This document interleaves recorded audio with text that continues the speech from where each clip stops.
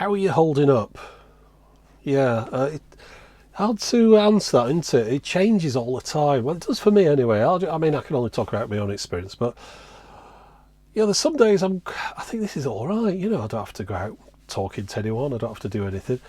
I've got an excuse for not going on a holiday. Sometimes, Mrs. wanted to go on holidays more than I did, and I'd rather just carried on doing my own thing. But then again, I realised it was kind of good for me after I'd gone, so I went along with it. But yeah, I have these ups and downs. I don't know, probably that way, given that it's reversed. So some days I'm all right. Other days I'm really cheesed off about it. Other days I'm kind of thinking, well, I'm doing better than other people. I'm all right. And it's up and down all the time. It's kind of, it's not good, is it? But anyway, never mind. Let's just move on. Now, to start off with, do you remember I did a video about the Sony Data Discman? And in that video, I haven't queued this up, so I'll have to edit this in now. In that video, I had a section where I pretended it was like a TV show. Let me just show you this section now.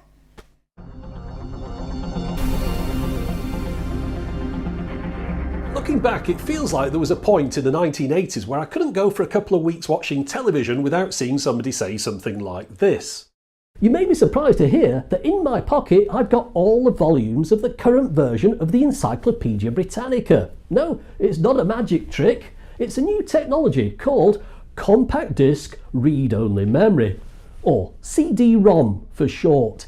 Okay, now, somewhere in the back of my mind when I shot that, I've got to imagine that this scene that I'm going to show you now was there, because I had seen this when I was, when it was on telly first time around. BBC Archive on Twitter sometimes post old clips, and this old clip was basically what I was parodying, but it definitely wasn't the only time I'd seen something like this. But anyway, let me show you the old clip and you'll see what it was that relates to the recreation I made. To store. And another way of putting it, for example, with cassette tape, it would require enough cassette tape to stretch from London to Chicago, and it would take 4 years to read that cassette tape. The capacity to store the equivalent of 3,000 books is like the size of an encyclopedia. Well, you'd actually get the whole of the Encyclopedia Britannica on this disc. Well, let's just peep into the future for a moment, and we've got a little program lined up here. So you can see the connection there, the old Encyclopedia Britannica. They always dragged that one out when it was talking about data and storage and things. Nowadays it's like you could fit this much on your fingernail. It's always like, with a micro SD card and stuff. Anyway, that just amused me, because I just came across that clip by chance the other day, and it immediately took me back to that one I'd shot a couple of years ago. And I think now I just want to move on, and let's just stick that bit in about subtitles. We'll put that section in. Now, I've got to say, the energy on this bit is really low. So again, if you want to skip. But also, it's kind of weird because I had issues with the sound repeating through my ear a fraction of a second later. So I was talking in a particularly stilted manner. I don't even know why I'm including it now while I'm describing it. But anyway, here's the bit where I talk about how I have been trying to put subtitles on videos recently. So what I've got here in front of me is the screen from YouTube for the recent video on the Corgi projector. Now I'll go into the subtitles section of this, and you'll see here I've got the option at the bottom to add on some subtitles which are published by the creator, but at the top here there's some automatic subtitles being created. Now, for the longest time, that wasn't happening. I don't know why, it just stopped happening. So videos that would normally have automatic subtitles on them, a kind of rough translation of the audio, had nothing at all. People were complaining, why have you switched off the subtitles? Why do you not let subtitles appear on your channel? What have you got against subtitles? And I'd done nothing. They just stopped. And now they've recently started again. Stuff just happens. Don't always blame somebody for everything. Stuff's a bit random sometimes. So, whilst I was getting into this situation of everyone complaining, well, not everyone, a lot of people complaining that there were no subtitles, as though I was some kind of evil anti-subtitle guy, I thought, well, I'm going to have to do something about this. I'm going to have to start writing my own. Now, if you go in here, you basically start with a blank canvas. So that was something I thought, well, I can't do that. On an 18-minute video, it'd take a day or so to get the subtitles onto there, you know, typing them as I'm listening to the audio. So I ended up trying this piece of software called Descript. This is the page of it. But what I'm going to do here, I'm going to start off. This is the actual video in iMovie of the device. And you see it's 18 minutes, 28 seconds long. So what I'm going to do, I'm going to export this file. I'm exporting it as audio only in a WAV file. And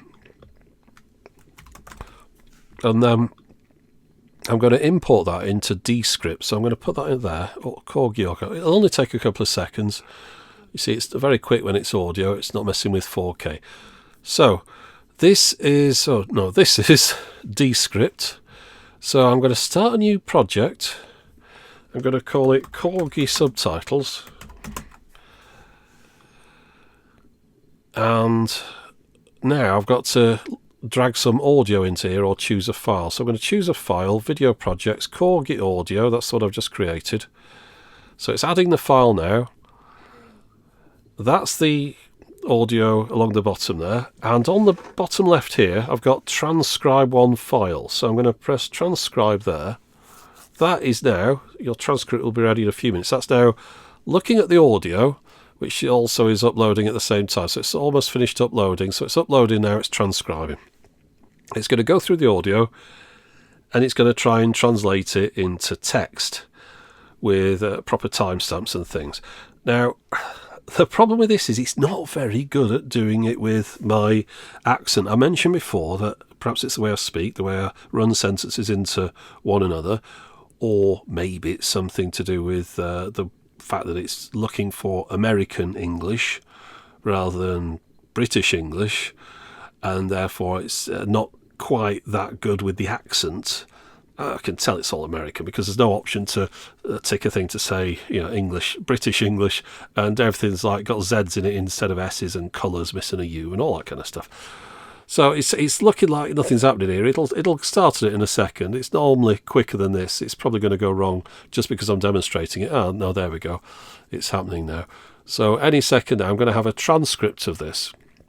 And the problem is, because it doesn't really like the way I speak, it takes me a lot of editing to get it into the shape that is suitable for uploading.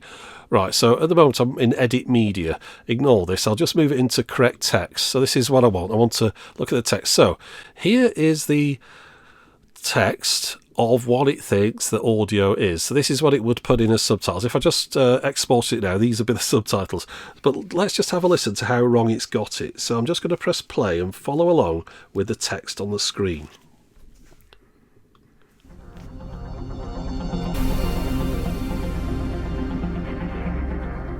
I'm not going to spend too long on this, well, at least I don't think I am, but this box has been sent to me by one of the people who supports me on Patreon, a chap called Mike. He sent me a picture of something he said I might be interested in, and it brought back some childhood memories. So let me open the box and show you what I've got. So you think, well, that's not too bad. It's got quite a bit of it right.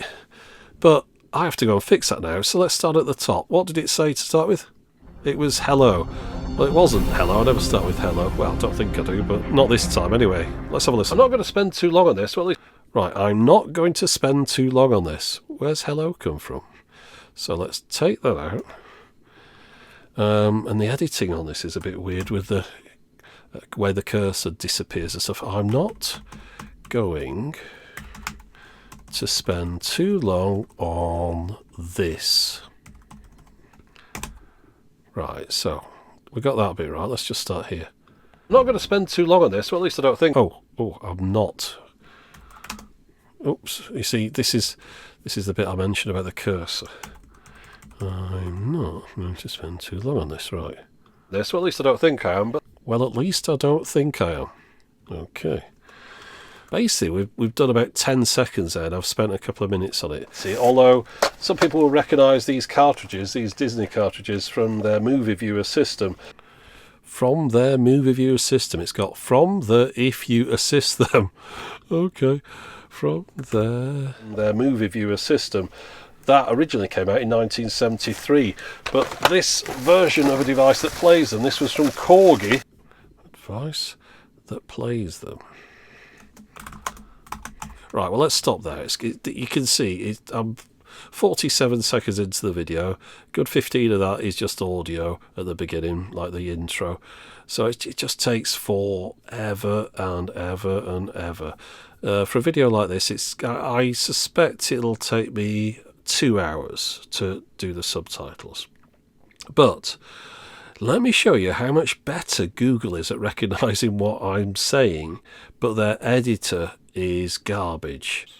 I'm not going to spend too long on this, well, at least I don't think I am, but this box has been sent to me by one of the people who supports me on Patreon, a chap called Mike. Yep. He sent me a picture of something he said I might be interested in, and it brought back some childhood memories. So let me open the box and show you what I've got. It's pretty good, this. So this was one of my favourite toys as a child, and I can't remember what happened to mine, so I was surprised to see one again after all these years. So you see, that is a lot better. But what a pain in the bum to edit, because it's just one big sentence. There's never any capitals. It just thinks this is one giant paragraph of text. It stops there, but it doesn't do a capital R. I mean, maybe it's not supposed to, but I don't know which is the best one to edit. I'm actually erring towards this one now as being slightly better. Yeah, so subtitles don't like me as a speaker, and whilst Google is pretty damn good at getting the words, it's got Patreon, it's got Argos and all that, editing this stinks. Whereas editing this is better, but it's just a fool at understanding what I'm saying. Let's see. I all sorts of embry see we get a little bit larger when I was a child. Let's have a listen. What is that? I also remember it seeming a little bit larger when I was a child. Let's see what Google says. I also remember it seeming a little bit larger when I was a child. So yeah, Google is a lot better at figuring it out. Oh, so what's that? 6D cell batteries. Doesn't seem like a big deal nowadays, but 6D cells were pretty expensive for a child. Right, so let's see where they go with this one, because I know that's just going to be way off. So, right, what's that? 60 cells? It doesn't seem like a big deal nowadays, but 60 cells were pretty expensive for a child to source back in the day. Yeah, so 60 or 6D. It's good how Google can determine the difference between those, and it's very poor how Descript can't. Anyway, thought you'd want to see that. Let's get back to the rest of the video. Now, since I shot that, they've done a bit of an update to the Descript app, which is supposed to make things a bit easier. But also, as far as the video goes about the movie viewer system, Movie Vision, I use YouTube subtitles on that and just capitalized everything and went through and fixed everything that it got very little wrong. It just doesn't capitalize, it doesn't do full stops, it doesn't start new sentences. So that's all I went through. Cleaned it all out to make it like have capitals on names like Fisher Price and Disney and stuff. And every I it's really annoying. All the I's you have to capitalise, and there's a lot of those in there. But yeah, it really accurate, the YouTube one, and hopefully it just keeps working, because I used that one last time I think it was all right. Nobody complained, so I think I'm going to cancel my subscription to Descript because it just doesn't understand English very well. Right, so that's enough about subtitles. More than enough about subtitles. And let me see what. Oh yeah. I've just been filming another video and I found myself surprisingly coherent and energised. I mean, some days I can't really string two words together and I take 30, 40 takes just to say a sentence in a video. Today I could get it all out. I'm pretty sure I could do Rap Master. Is it the Eminem one? Which is like one of the particularly quick. I couldn't do that. Anyway, let's not go into that. The reason that I'm recording this section now is because I think it would be a good time to do it while while I'm switched on. I wanted to talk briefly about camera reviews. Now, I look at a lot of camera reviews. After all, a camera is a necessity for what I do. It'd be pretty rubbish without. But I'm always looking to get a better camera that more suits what I do. I'm not on about massive megapixels or things for taking landscapes. It's more video cameras. And but nowadays video cameras are more hybrid cameras where you stills and video. Proper video cameras aren't really all that good for what I do anymore. So I, for years I've used Sony RX10s. Well, yeah, quite a few years. This is an RX10 III. I've got an RX10 II. I might have shown these before. very heavy cameras, massive zoom lens. There's a lot of features on here I don't want and I don't use, but there are some features that to me are better in this than they are in pretty much anything else I've seen. For example, I like a fixed lens camera. I mean a zoom lens, but a lens that can't be removed, because it enables the camera to better integrate with the lens. So I can have my zoom lever up here on the front. I don't have to have it down on the lens, that kind of thing.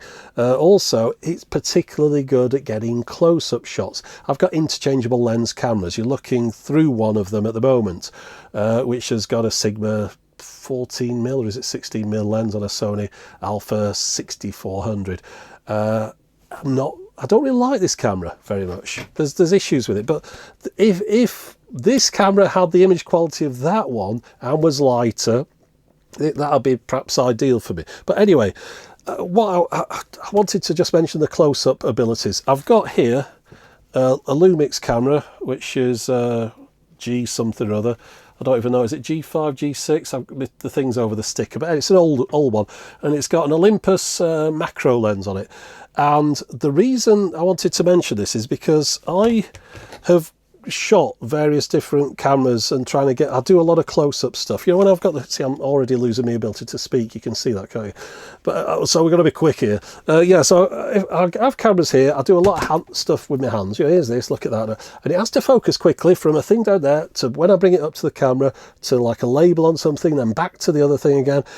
So it has to have quick focus, has to know what I want in focus, and also it has to be able to focus very closely. Now, the lens that you're on at the moment, this Sigma and the Alpha 64, can't focus very close at all. In fact, I've got a nasal decongestant here. Actually, it's not that one.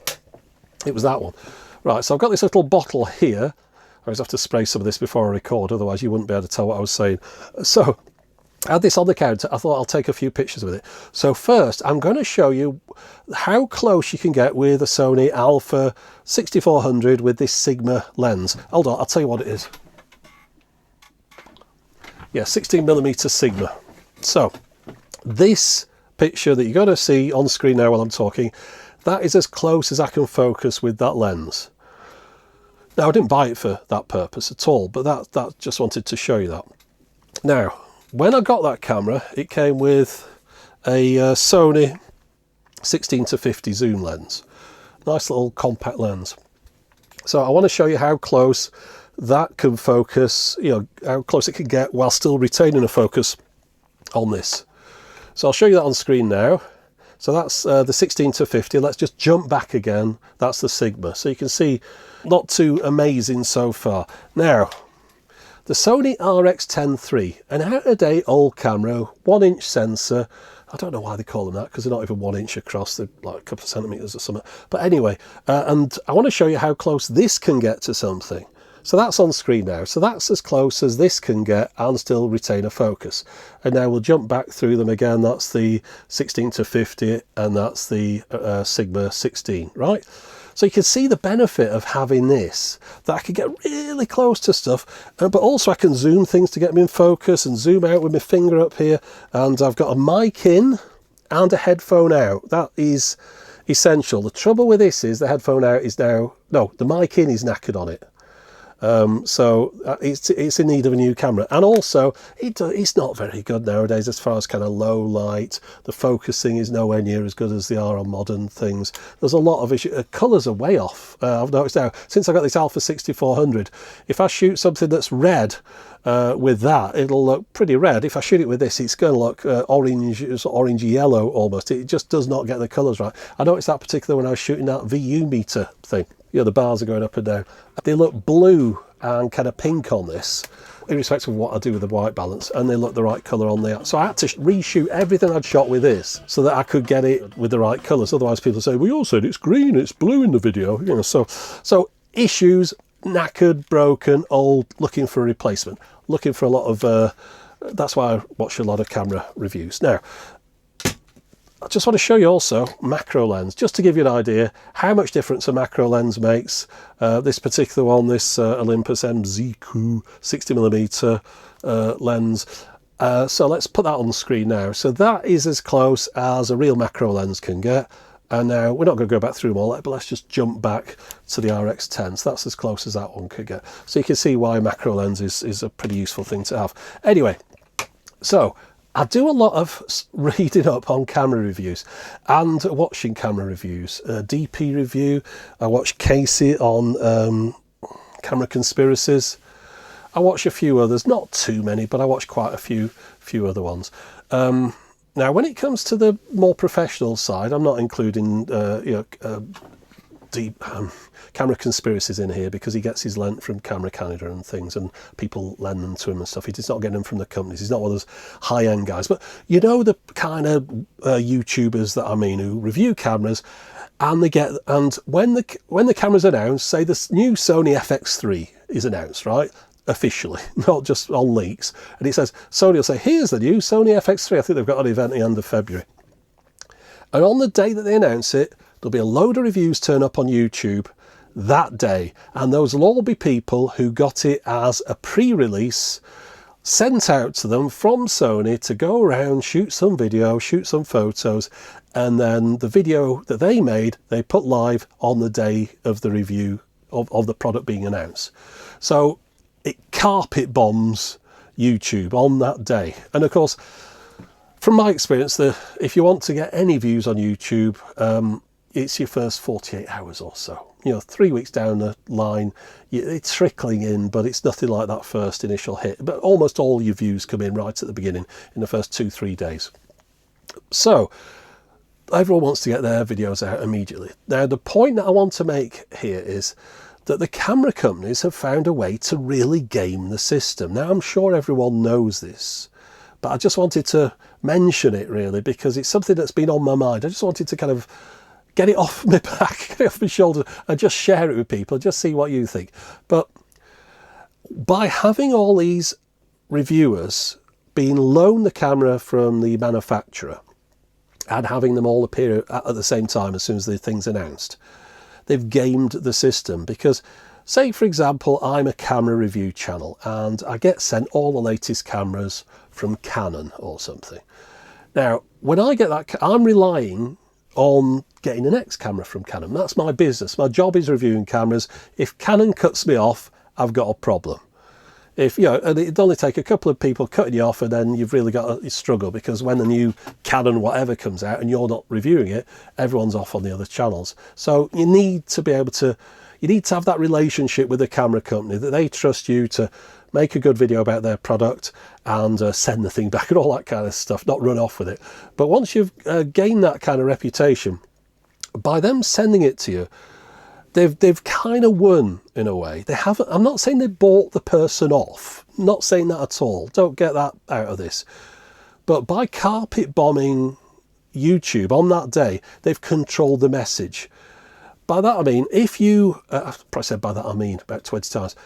If I was to get that Canon camera and I go around and shoot with it for 2 weeks, under embargo, can't mention anything to anyone, take lots of video and put the video out when it comes out, you'll notice something in all these videos. If there's anything that the reviewers find a little bit dodgy, a little bit weird with the camera, they'll always say, well, of course, it's pre-production firmware, so that might well be improved in the release version. Remember, they've got this thing like 3 weeks before release date. If the camera company hasn't got their act together 3 weeks before the product's going to come out, then no, it's BS. I mean, yeah, there's firmware updates and stuff, but the general performance and abilities of it, they're not going to get it that far wrong, that close to the release date. In fact, the things that they put in the boxes in China or Taiwan or whatever are very likely to be the exact same specs as the ones that are being sent out to those reviewers. But they've got to get out a jail free card here, because anything that's crap on the camera comes under the proviso, well, it's pre-production firmware. Anything that's great, they'll take that. Oh yeah, that'll be in the final firmware. It always does that. It's brilliant. So yeah, they're kind of playing the game here. They'll take the positives and the negatives they'll dismiss. So that grates on me greatly. Grates greatly, because effectively these guys can't say anything particularly bad about the product without giving the proviso that, well, it's pre-production, so it might be all right. So you've got your Canon camera that can record like 3 minutes of video, then sets on fire, They go, well, that's pre-production firmware. It's probably going to be different when it comes. Now, the thing with this is, nobody ever really gets into the final firmware because you don't see those reviews. The final firmware is the same, but the guys that actually go and buy that Canon camera or whatever it is, Practica or something, whatever camera they put, they get it after it's been announced. Then a week later, it's perhaps in the shops, or 10 days later, and then they order it. They'll get a few. And then they've got to remember those other guys have had like 2 weeks testing before it came out. So this guy, say he has to have the same amount of footage, he's tested it for 3 or 4 days, trying to get as much stuff together as he can. So you're looking at 3-4 weeks down the line when a real person has got the camera, tried it for themselves, done the review, and then they come out on YouTube saying, well, I've got this Canon camera. Yeah, it sets on fire after 3 minutes. It's pretty crap. I really don't like it. I think I'm going to send it back. It's not really what I wanted. It's rubbish at doing this. This bit falls off. You put the tripod on, you can't open the battery door. All that kind of stuff. He's 3 weeks down the line. He's not even in the news cycle. Nobody cares about that guy. So you then, 3 months down the line, think, oh yeah, what's that Canon Z10 like? Making these up, obviously mixing companies. So Canon Z10. Oh, there's a top review. DP review. Oh, there's Kai or someone. There's some other review. I can't think of all these people. Numerous. They're all the first page. Next page, loads more people.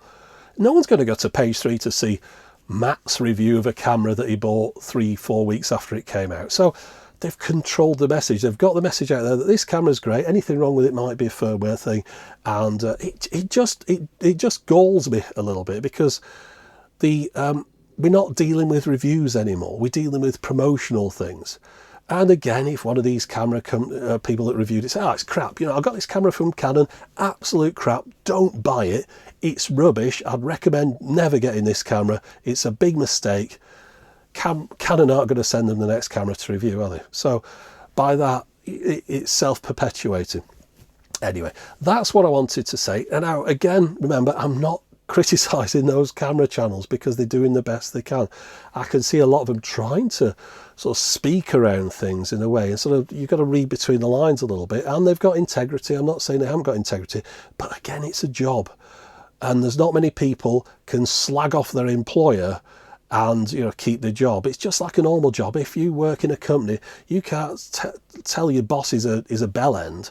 You probably won't be there for long. So effectively these camera companies are the bosses of these people, and they're almost promoting the product, trying to get a bit of stuff in there saying this isn't so good, the focusing's not, it seems to hunt a bit, but it's a pre-production firmware, so it might get fixed in later. Well, yeah, that whole thing, not very good. So at the end of it, I don't learn too much about cameras, but of course the thing that these camera reviews do well is they go through the specs, they talk about how the product works, talk about the things it has, like, oh, it doesn't have a headphone jack, or the headphone jack's a USB dongle, all that kind of stuff. So from all that, you can make up your mind whether or not you think it's good or not. But I just don't like the fact that if there is like something really bad with it, it's pretty hard to find it out from those initial reviews. That said, still haven't found a good camera to replace this one. Don't like this one anymore, but it does the job better than anything else. I would not buy another one. There's an RX-10 IV, came out a couple of years ago. Old now. Wouldn't buy that. Too heavy for all my tripods and things. I'm looking for kind of a modern day replacement for this. Lighter, zoom lens integrated, not removable, 4K 60, high dynamic range, mic in, headphone out. I've got a shopping list. There's more besides, don't just take it as that, but if I go through my whole shopping list, there's nothing out there yet that does what I want. So that's why I keep looking at camera reviews, because I go, well, that one's close, but no cigar. So I'm interested to see what Sony comes out with this year. I do like the Sony cameras. I wouldn't really want to switch because I've got quite familiar with the operation of Sony cameras, and I've got like accessories that are like a mic that plugs in. I've got it somewhere over there. A mic that plugs into this hot shoe. It's like got a built-in connectors in there for that. I've got a few things like that, battery chargers and stuff, although they might change those in the future. Of course, got to have HDMI out because I'd send it off to various things. So yeah. Also, this one thing cool about this. Actually, you won't see this now. No one's. It's not going to focus, is it? There's a little switch down here. That's manual. That's auto. I can feel it. I'm not even looking at it. Manual, auto. How many cameras can do that? I've got, like, the camera you're on now, it's got like a button on the back. Manual, auto, manual, auto. You don't know, you have to look at the screen. You know, so there's little things like that. So yeah, I could go, oh, I'm in manual. Oh, I'm in auto. I could zoom with this without even looking at, like, trying to get... There's loads and loads of things that I like about it, but it's old, out of date. I need 4K 60. I'll tell you why I need 4K 60. I was shooting something not too long ago. Oh yeah, the Densher to Go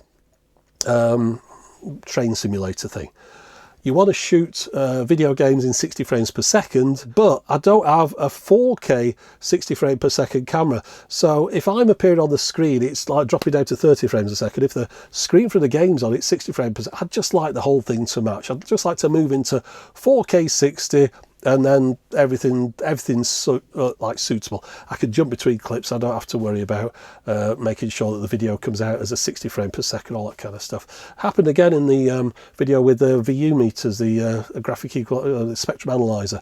Again, had to release a separate version of that as a 1080p 60 because I don't have any cameras that will shoot 4K 60. It's that kind of thing. So yeah, due for an upgrade. Nobody's got the camera that fits my requirements at the moment, but hopefully they will in the future. How long have I been talking for? 18 minutes, 25 seconds. Sorry. Moving back to the main video. I just want to go and do the bit where I talked about some weird interactions I've had over the last few months, and let's have a look at that section. Some of these are quite old, by the way. Hi, my name's Pamela. I work at G Sheepskin. I was researching Ugg boots posts. I hate Ugg boots. I didn't know if they still made them. I thought they were stupid. And came across your article, Techmoan that RD32 is back along with a new metal bullet camera. Update, oh no it isn't. Well, that was I mean, that video, when would that have been? 2009 or something. No, it can't be. Anyway, yeah, maybe 2010, 11. Long way back. My partner and I have a very active presence on Pinterest, and we have boards with over 1 million followers. I'll be happy to promote the blog post on our Pinterest boards.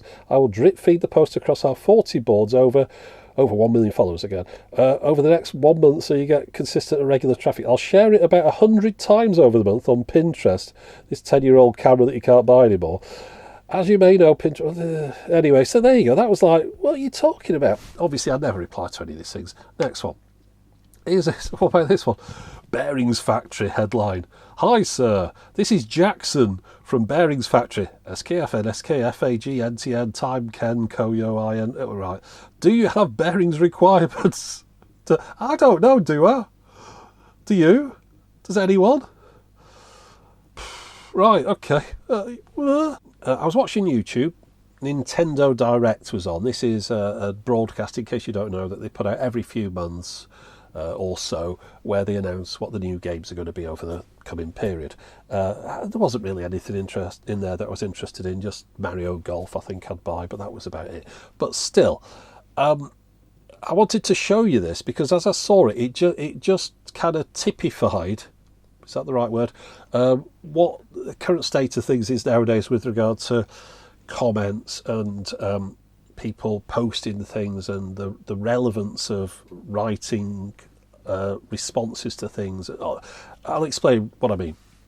On the right hand side of here, next to the video is a live chat, or live, which isn't chat really, it's just posting of responses to what you see. Oh, I like this video. Oh, I think I'll buy this game. Oh, I had the last one of these, it was rubbish, blah blah blah blah blah. Right, as Nintendo are going through the video, these things are coming up on the right hand side. And the reason I wanted to show you this is, well, just look at the text on the right hand side now. That's as quick as it was going through. So every single person who's posting a comment there, no one's reading it. You don't have time to read that. No one's responding to it. It's not chat. It's not like, oh, what about this? Oh, I don't know. On a video with perhaps 50 viewers or something, that works as a chat. You know, people saying, oh, when are you coming out with this? And so the guy, and all that. You can have a two-way. This is just people posting, like, I'm looking over there because the screen's over there now, is posting bits of, like, fluff that's just flying off the screen. And it doesn't make any sense to me. Let me pause it, because every single one of those things that someone has typed, well, most of them are nonsense, right? as they've typed them, they know from looking at the other ones that nobody's reading them. They're not reading anyone else's. They can't do, and yet there's still all these people desperately typing things next to this video. And I thought to me that kind of explained YouTube comments in a way.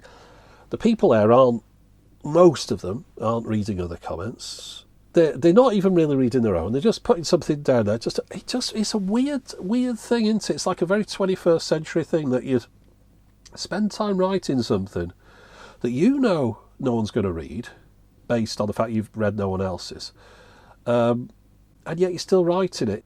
Okay, now let's move on to just some kind of nasty online interactions I've had. Creepy oddness.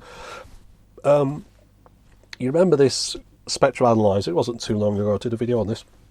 I really liked it. It's nice, that. Good price as well. 75 quid. It might have been 70 when I ordered it. I'm not too sure. I mentioned at the time there was quite a bit of a delay on the shipping. As soon as I did the video, people in the comments said, "Oh, look, there's a delay on the shipping now. It's the Techmoan effect." I told them at the time I was making the video, there was an 8-week delay. And they've sold out. Yeah, they'd sold out. I hadn't even showed it. Anyway, never mind. So I thought this was all right. So there you go. I put the video out. A lot of people thought, "Oh, that was nice. Yeah, good little thing. That good for the price. I'll get one of them. I'll put in a pre-order and all the rest of it." These people started getting really weird in the comments. "You should have stuck to your consumer products and not join the bitter politics of pro-audio manufacturing and distribution. Your comments are unfounded on so many levels," like Thoman, or Thoman. I was pronouncing it wrong apparently. Apparently it's Thoman apparently. Thoman, who've come to the market trying to take over a product. "We bought the attention of the world. This is wrong," and so many. So I'm like, what? Who are these nutters? "I'll keep grinding away at the Chinese and in a bit of luck due next block every..." Right? So I thought, who are they? And then they just kept posting like really, really oddball, like psychotic, nasty diatribes in the comments. "And you better know when it comes to the 2U, you're going to pay their price. It's not just like display pot. I don't understand it." Blah, blah, blah, blah, blah, blah, blah. Another one. "Let me be clear. Not you or Tomer bring them style before." It didn't make sense as well. The English on this was just like, it was like someone had thrown up a typewriter. Blah, blah, blah, blah, blah, blah, blah, blah. Right. Oh, there was loads of, it was peppered throughout the comments, this massive, and I just thought, who the heck are these psychopaths just posting like balmy nonsense? "Oh, I used to have mad love for Tech, but he sold himself out on this one. It would seem the big guns had to call him." What? "I hope they paid you a couple of $100,000 for the plug. I really do. Toman going to have to find some money to spend at BD... blah, blah, blah. I'll block everyone. Let the war start." I'm thinking, what's going on? Obviously, I bought the thing. I showed it. That's how I get paid off ad revenue. Did all right, And then other people were getting like in the neck. This guy says, "I like both of these. The prices seem very reasonable." And they went, "Prices are a joke." And he went, "What? Too expensive? What would you suggest?" Of course, not realising that these people are some psychos. I had a look. Who are these weirdos, right? So they've got next to no subscribers. They've got a very offensive kind of YouTube channel with like half-naked people on it and stuff, as well as like tech stuff. I thought, they're just some weirdos. But they see at the bottom there, Pro Sound Web Store. They've got like a link to that. Clicked on that, and amongst the things that they sell was this thing. Look at the price there, £210. Remember the price of mine? 75, wasn't it? So that's the problem. These people are a company who have done a deal with the manufacturers of these things, a company I believe that's called BDS, and they've like imported a load of them, and they want to sell them at £210 a piece, whereas Thoman selling them at £75 a piece, and that's why they're all angry, because they've been well and truly undercut. So they're getting all psychotic in my comments because they've done a poor business deal compared to Thoman. It's my fault, apparently. that their negotiation skills are subpar. So going on through what another person said, just order both. Going to look sweet in my one-bedroom shack. And someone says, the lunatics again, if I had my way, you won't be getting them anytime soon. And I mentioned in the video, I said it taking a long time. Actually, I mentioned how long they were taking to be delivered, because I said they're taking a long time. Perhaps the same guy's putting these together as he's making the PS5s. Again, a hilarious joke. As for the PS5 comment, we've got stock and maintain stock and never run out. Blah, blah, blah, blah, blah. Right. Remember that? We never run out. Click. Sold out. So, following my video, presumably people have found these lunatics and they've sold out of them as a result. So I did them a favour. Even at £210, people thought they'll buy one of them, since the other ones are like 2-month waiting list. I'll go and buy one from these people. Well, rather them than me. They obviously seem to be really nasty people. Obviously, I reported them to YouTube for spamming the comments. Unwanted spam and abusive messages and stuff. So their account's still up, but hopefully they got some kind of bloody strike for it, because you can't come in on someone's comments and just pepper them. I've shown you a few. There's another 20, 30, just horrible people, and that was all in the space of a couple of hours. So I blocked them and reported them. All right, now the next one. Wow, now this was a weird chap. Blocked his details off the screen. I say blocked, deleted. What do you call it? That thing that redacted his details. Right. So, a bit unsure of the spelling and stuff. I'm not sure if this is you at all. You are the Techmoan video channel on YouTube. I really need to talk to you about something audio related in private. Thanks for any reply. Okay, so English not brilliant, but I get people from all over the world who write to me, and often it's a bit broken and stuff, and you take that into effect. So I got this as an email from someone clicked on the YouTube channel and saw the contact details. I try to respond to everyone. I often don't manage to, but I really do try.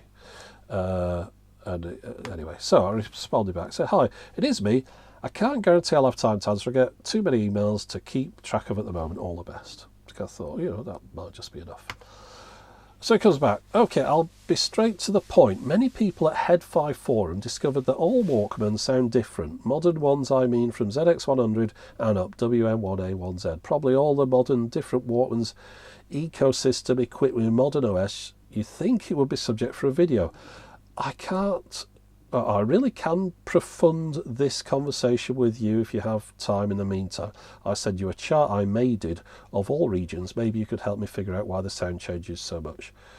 I'm really afraid of Sony because I'm kind of the first ones that discovered the huge differences and kind of made it a code. Please, I encourage you not to pass on this information." Whoops. "It's only a gift for you since I really appreciate your channel and all you've done it for the sound community. I don't get why Sony would do such a thing. Sound differences are very noticeable between regions, blah, blah, blah, blah, blah, blah." Right, and he'll send me the chart he made it. "Please keep it secret. I love your channel." So, this guy, it's something I discussed in the Walkman firmware update video, that there are different regions and the Walkmans have a different sound for different regions, and it's to do with local preferences. For example, if you put it out in the US, you'd probably make it a bit bassier, maybe. Put it out some other countries, they might prefer treble and stuff. I don't know how they decide this, but that's just how it is. It doesn't matter. It's not night and day difference. It's slight tweaks. You'll have seen perhaps my mini disc recorder that I've shown in some videos at the silver one. It says UK tuned.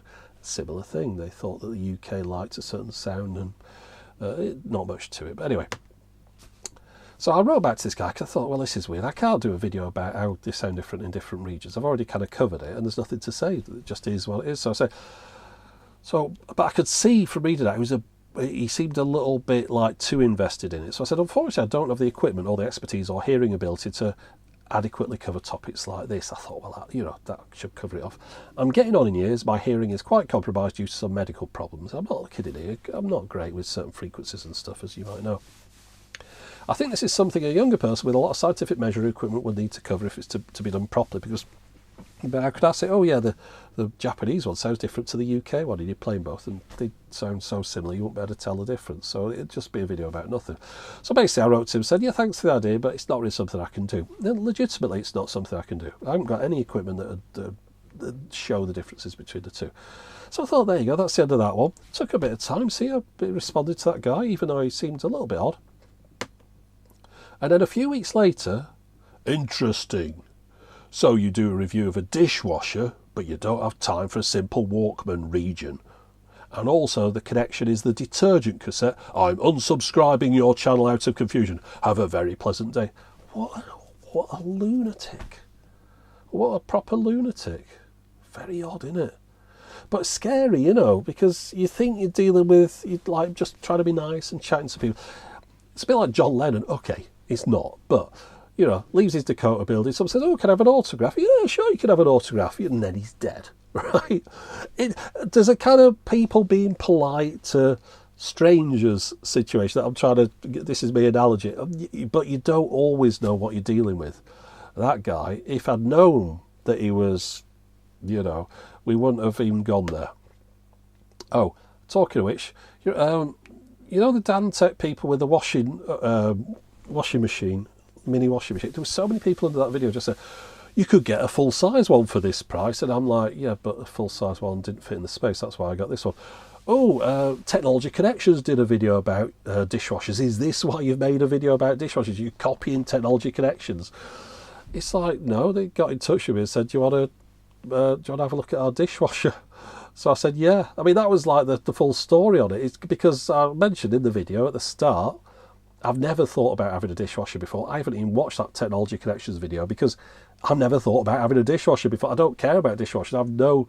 It's no relevance to me. It might as well someone be reviewing a jet ski or something. I'll never plan on getting one of them either. And then all of a sudden these people get in touch and said, right, we've got one, doesn't need plumbing in, it will fit exactly in the space you've got in the kitchen and you can empty it down the sink. I'm like, ooh, I'll have a look at that one. And that's where it came from. But it's like you're copying someone.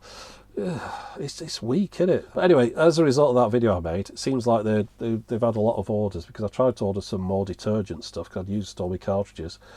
And it said we've got a big delay on these at the moment, a victim of our own success. So I ended up getting some detergent liquid stuff, gel stuff, and you could just put some in the back of the bottom of the thing. And because the water's circulated around over and over, of course, once the water's gone over it turns into like soapy water and it goes all over your stuff and it works fine. I'll stick to their little cartridges because I feel it gets it a little bit squeakier clean, but still it's working fine at the moment. They've let me keep it. I'm very happy about it and we use it every day. And I haven't really got any issues with it other than a couple of times it's frozen up on me. I've had to switch it off and on again. Some software thing.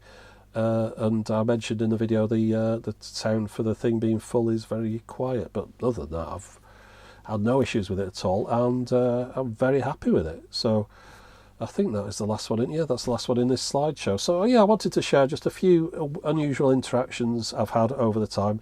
Oh yeah, talking of the Dantec thing, so many of the comments were like, I'm not buying this because you have to use their cartridges, even though I've mentioned very much in the video that you don't have to use the cartridges, as I'm demonstrating at the moment myself by using this gel that I bought. But there must be 100 comments that say that, even though the video explained it quite clearly. I thought that you don't have to. I mean, I wouldn't have said it if I didn't mean it. And it works fine without, as I found out for the last week or so. It's cleaning things fine. So, but I always wonder why people want to tell you about things they're not buying. You know, over and over again. Let me bring myself back in.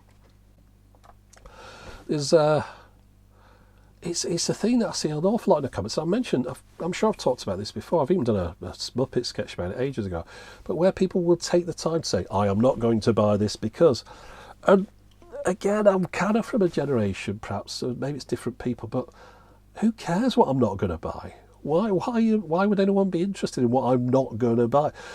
It's a bit like somebody telling you about their dreams. You know, that's the least interesting thing that anyone could speak about. I had a dream last night. I was living in a castle and you were there and Terry was there as well. But you could fly and I was a genie. And you just want to say, shut up. It's boring. Nobody cares. But you don't. You just go, oh, right. And then you try and walk off and go, oh, well, I think the phone's going. Yeah. And there was a couple like that kind of overshared, you know. So sharing oh, I'm not going to buy this. The least interesting thing that you could ever tell anyone, almost next to the dream thing. Oh, you know what? I'm not. I tell you what, I'm not going to do this week. I'm not going to buy a new lawnmower. Oh, and you know what? I don't think I'm going to take flying lessons either. And yeah, you know, I don't think I'm going to do the garden either this weekend, or wash the car. Bruh, who cares what you're not doing? Nobody cares. People need to know that. Nobody cares what you're not doing. What you're not doing means that you're not doing it. Why would I second hand be interested in something you're not even interested in? Anyway, let's get back to the rest of the video. A bit too hot in here today with all these lights and stuff. I've got a new one up there, by the way, with a remote control. So I'll better dim it. Let's see what difference it makes when I turn it down, if I press the right buttons on it. Right, keep going, keep going. There we are, it's off. See? Let's let's go to maximum. 100%. Now I can change the colour on it as well. At least I think I can. Is that which? Oh, there we are. That's yellow. Oh, it's like the sun, isn't it? It's bright, that. Okay, well, we'll leave it there. What I was gonna just finish off. I was watching Mac Break Weekly, and they, you know, at the moment they sort of are talking every now and then about the Apple glasses, augmented reality, too bright that, augmented reality glasses. So I was one of the problems with all this stuff talk about glasses or spectacles is for people who already, like myself, wear spectacles. And I've got these with like varifocal lenses in, and they like cost a fortune, you know, varifocals. It's probably like £500 or something. If you, whatever glasses you got with whatever tech you got, I'd have to put these lenses in, varifocals, and somehow there'd have to be a whole ecosystem. Say Apple did bring out some magic glasses that could do something or other. I look very pale now, don't I? There'd have to be all like at this time with opticians and stuff. Now they're a big enough company; they're not beyond being able to do something like that. But it's a bit of a fart, isn't it? All that, you know, every time you want new glasses, you have to kind of take your Apple ones and have them upgrade. It just seems a little bit beyond realism at the moment, and especially given they're big, like thick, kind of Roy Orbison's, Peters and Lee type of glasses that you wear. So they'd have to be for all this stuff. And it just got me thinking, because of course, as the different people are talking on this about different things, they popped to Andy Anatko, who is a patron of this channel, which I'm very proud to say, because you know, he's someone that I've watched on podcasts for years and stuff. But he has a cap on quite often. And as soon as they jumped to Andy, I thought, why don't Apple or anyone else, why do people do more stuff with caps? Caps are great things for anything that you want on your head, near your eyes, that could plenty of room for batteries or whatever it is you put in, technology, aerials, Wi-Fi, receivers, even a solar panel if you wished, you know. You could have, if you want to have like a InVision thing, you know, like in one eye, you could have something that either flip down, or maybe if they just design the cap so it kind of curves a bit, you could kind of have a clear bit here. If you don't want a full cap, you could just have one of them visors if you're somebody who wants to have your hair more carefully coiffured, just one of those kind of poker visor type things, you know. It just got me thinking, years and years ago I did a review of an action camera type thing in a cap. It was terrible, really bad quality. But you know, it just shows that like the idea of you can fit a lot of stuff in a cap, and you can take it off. I've still got my glasses on, but still be £500, varifocals, C5 with those. Oh, look, now I can, you know. But actually, there's the thing with varifocals I didn't think about. In varifocals, the bit that you can read stuff close up is at the bottom, obviously, and the bit for distance is at the top. If you pop something down here in front of my eye, and I look up at it, I'm not going to be able to focus on that. I mean, that would go for if it was built into it as well. So yeah, there's issues, isn't there? But that's just my suggestion for today to all technology companies that are watching this. If you want to make something, make it in a cap. You could put logos on it. You could do different designs, different colours. And it's not interfering with someone's spectacles. Everyone could wear it. People who don't wear glasses would be quite happy to wear it because people wear caps. You know, anyway, sorry. It came to me the other day and I thought, I thought I had to share it before I forgot, because that's probably what it's worth doing. But yeah, as far as getting augmented reality spectacles go, I like tech, you know, the whole channel's about tech, but there's some things that just seem a little bit far-fetched. It's a bit like the self-driving cars. You might be able to get them to go in a parking spot in a car park, but you try it on the roads around here where it's like one lane and there's people parked everywhere, and you know, it'd be like a nervous wreck. I am driving it, so yeah, they're always testing nice straight road like motorways and stuff. Ooh, look, it can move from one lane to the other. It knows where the lanes are, and then suddenly you go around here, roads are covered in crap. Half the white lines are missing. It's whizzing like that. There's people parked in the facing the wrong way and all sorts of stuff. It'd just be written off in about 15 seconds flat at the moment. Yeah. So anyway. I think that's about all I wanted to talk about. But oh, this is rubbish. One more thing I wanted to say about those glasses and augmented reality and all the rest of it. I'm pretty much blind in my right eye now. I've got peripheral vision. I noticed, especially because I had to go for a diabetic retinopathy check the other week, and they put the thing up with the letters, and they put it in front of me. They said, "What row can you read?" I said, "I can't even see the thing. I couldn't read any of the letters on it at all." The other one, read right down to the bottom. So, yeah, so I was thinking, you know, whatever they do with these things, they better have it multi-eyed, you know. So you could have like you projected whatever it is, either they're on that eye or that eye. If they just stuck to the right or something, that'll be disableist or whatever you call it. I know Apple's very much for the inclusive technology, so hopefully they'd think about things like that. But that's one thing I'm going to say about cameras. You know, when you've got the viewfinder on them, I think the idea with viewfinders is you're supposed to kind of do this and your nose goes at the side there, isn't it? You'd like take your picture. Well, of course, it doesn't work for me like that, so I have to go put it on the eye that works, and then my nose is pressing all the touchscreen stuff, like selecting all sorts of garbage. So I always have to turn off the touchscreen with mine. Of course, with a flippy out screen, wouldn't be so much of a problem. You'd have to flip it out each time. But yeah, that's one technology that they always sort of seem to think that you've got to use that eye, and no point using that one, mate. Can't see anything. Anyway, talked long enough now. I'm going to edit all this together. So in about 6 years' time, you'll see a video about this. I remember there was a bit I recorded a few days ago talking about a Sony announcement, which probably by the time this comes out, it might even have happened, about that FX3 camera. I've forgotten all about that section, so I'll add that in here. God, it's going to be a long one, this one. Anyway, I've got to go now. Got to get editing. Thanks very much for supporting the channel. Don't let this video put you off. I'm not that miserable. I think I'm just a bit tired. I think we're all a bit tired, aren't we? But yeah, I've got some cool things hopefully to show you in coming videos. A few little bit like gadgets and stuff, and a few like history types things and that. And again, if you come across anything that like is amazing to you, just let me know, and maybe I'll be interested in it too, because quite a lot of the videos that were popular last year were ones that were suggestions from people. So, you know, I can't just think of everything myself, and it's very much appreciated if anyone does have any crazy ideas. But yeah, that's it. Let's stop talking. You've been here long enough. We'll talk again soon after I've put out a few more videos. But anyway, yeah, thanks for watching.